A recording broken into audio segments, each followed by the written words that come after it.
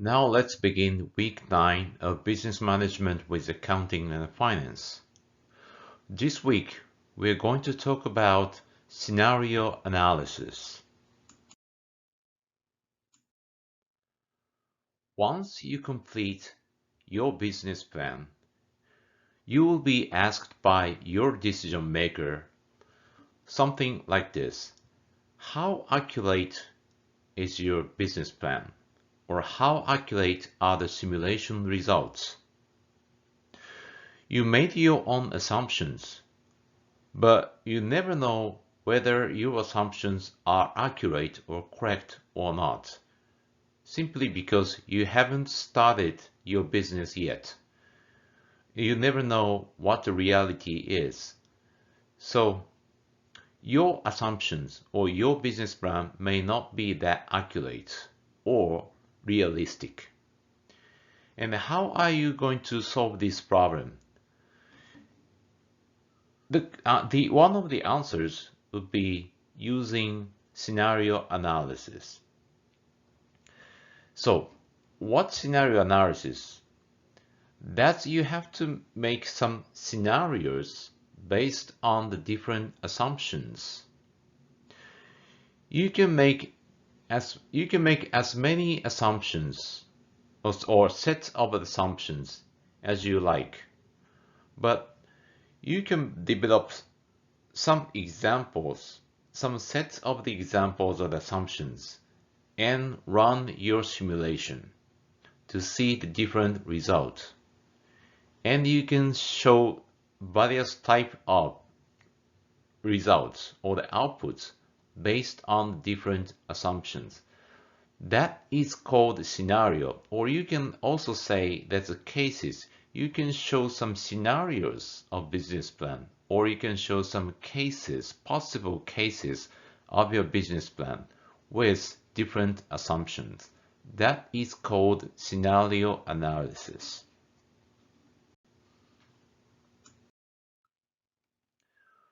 When you talk about scenario analysis, you have to think about the risk. Risk has the two components. One is the probability.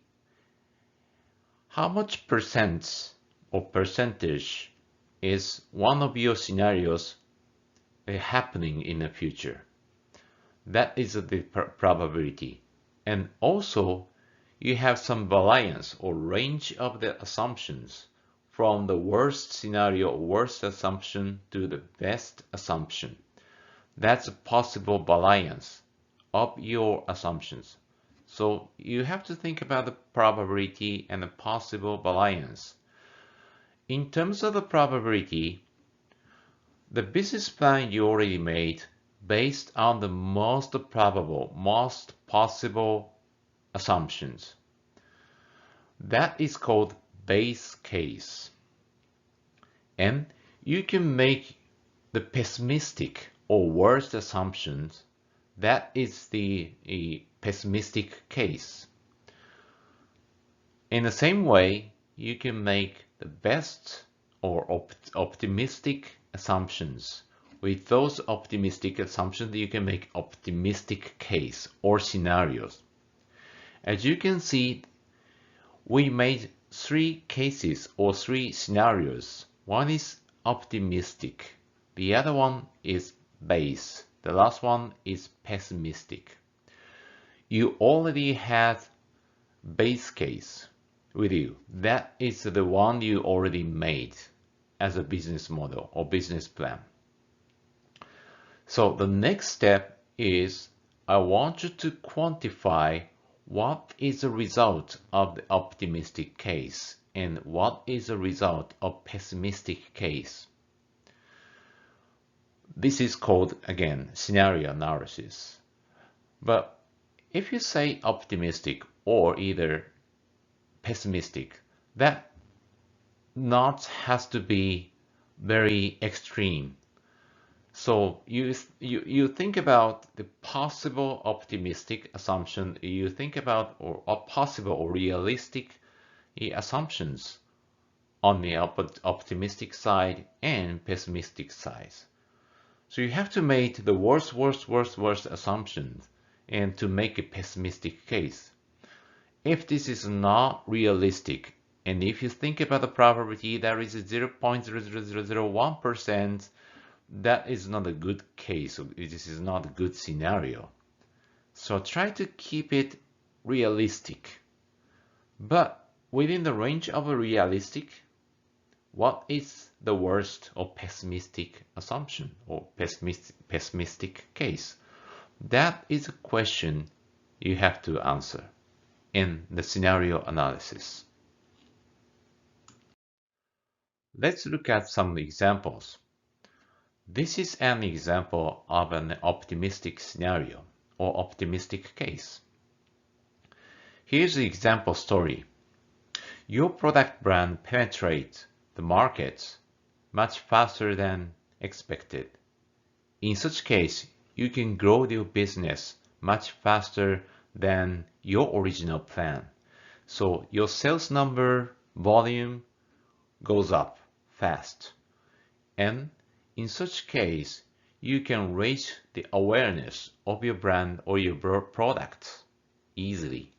So you have the good ideal circle. Sales goes up and awareness goes up. And your product brand also improving fast. Then you have the good circulation to make your business bigger and bigger and faster and faster. And then as a result of that good circle, you can save your promotion expenses because you already have the high awareness from your end users. So you can save the cost for promotion. And in terms of the COGS, this is the procurement cost of expenses. You can offer the huge volume to your suppliers. That means you have the huge buying power. In such case, you have the negotiation power against your suppliers. As a result of the power, you may realize lower cost, lower price to procure your material. So again, as a result, you can save your COGS cost. And also, yes, high growth. You may be able to realize high sales growth, higher than your original plan. If your original plan sales growth is 1% annually, but if in this case, you may be able to realize the sales growth by over 2%, for example. So this is an optimistic or best scenario. How about the pessimistic case? This is an example of pessimistic scenario or case. Against your expectation or your original plan, your competitors may launch the similar or the same product to the market. In such case, you have to compete with those products from your competitors. In some cases, you may be forced to lower your price in order to compete with your competitors. And you may be required to spend more promotion fee to sell your product to meet your product sales plan. Also, as a pessimistic or worse scenario, you may be facing material costs going up, or you have to pay more for your as a salary for your staff as the labor cost inflation in the market. So those components it will be in your pessimistic scenario or used as an assumption. You may come up with other examples of the pessimistic scenarios or assumptions. But this is an example. of the pessimistic case. So you may come up with other ideas. In your case, what is optimistic assumptions and what is pessimistic assumptions? So let's start the exercise. I want you to come up with some risk factors in your business model. You can use this matrix, but I want you to place 2 or 3 risk factors and fill in the matrix. When you come up with some ideas of the index or the factors to choose, you can think about these risk factors. First one, uncertain factors. If you feel it difficult to foresee or assume the exact numbers to be used as an assumption, try to select these index or factors. For example, if you feel it difficult to forecast the sales number, in such case, let's select the sales number as a risk factor. The other one is impact to the end result. If you change your assumptions, you will see your end result, which is accumulated profit, will also change. If you change some assumption numbers, you will see what factors or what index may have the bigger impact on the end result. So try to select those index which affect significantly the end result. This is because if you select the one which does not have the big impact on the end result, if you change this assumption as a pessimistic or optimistic, you may not see the big difference in your end result. So one is uncertain, choose uncertain factors. Second, choose one which has the significant impact on the accumulated profit. If you use this matrix, first choose the risk factors, 2 or 3 factors. Then put the assumption numbers on the column of base scenario. And then try to think about what is the optimistic case, what is the pessimistic case. Let's look at an example of this matrix. In my example, I selected 3 factors, 3 parameters of index. One is number of sales. Second, COGS, annual growth. The last one is other expenses.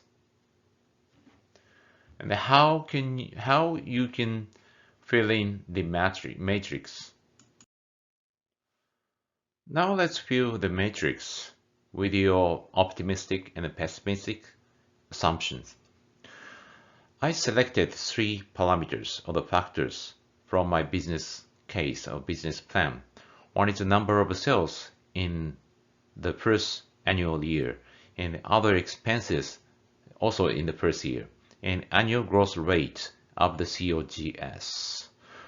I want you to notice that I just selected the factors or numbers only for the first year. Why?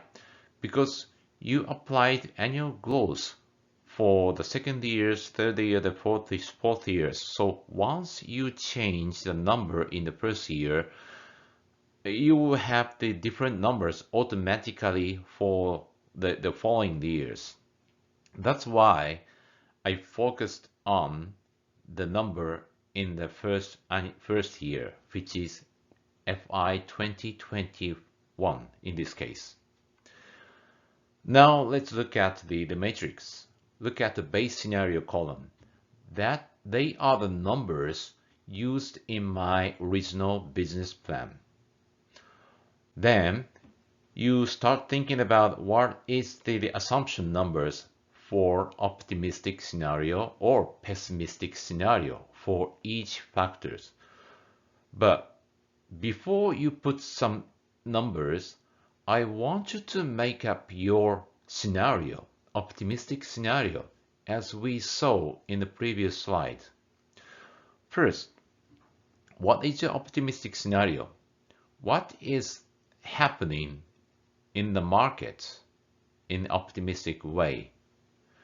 Once you come up with this scenario, which has to be realistic and reasonable, then you have to come up with the reasonable assumption numbers to fit the scenario.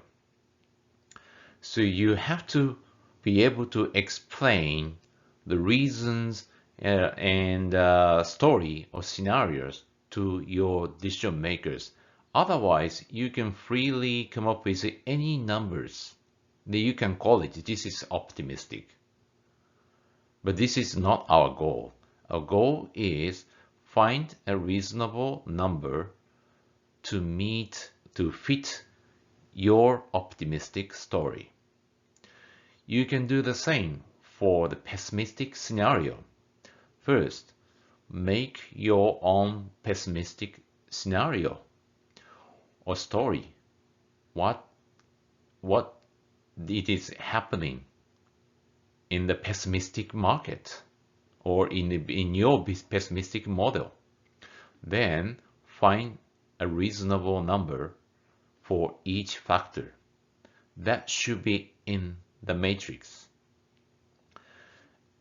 In this case, I selected 3 factors and then I put my assumptions in the optimistic, for example, optimistic scenario and number of sales in the first year, base scenario 44100. This is the number used in my original business plan. My optimistic scenario is 10% more than this base scenario because you can sell more in the optimistic story. And then minus 20% from 44,100. That is a pessimistic scenario. But you don't have to stick to the accurate numbers because you can also change these assumptions later on. So I put some reasonable range from plus 10% to minus 20% in my first consideration. And how about the other expenses? My base scenario was 5 million yen. In my optimistic scenario, you can save these expenses by 10%.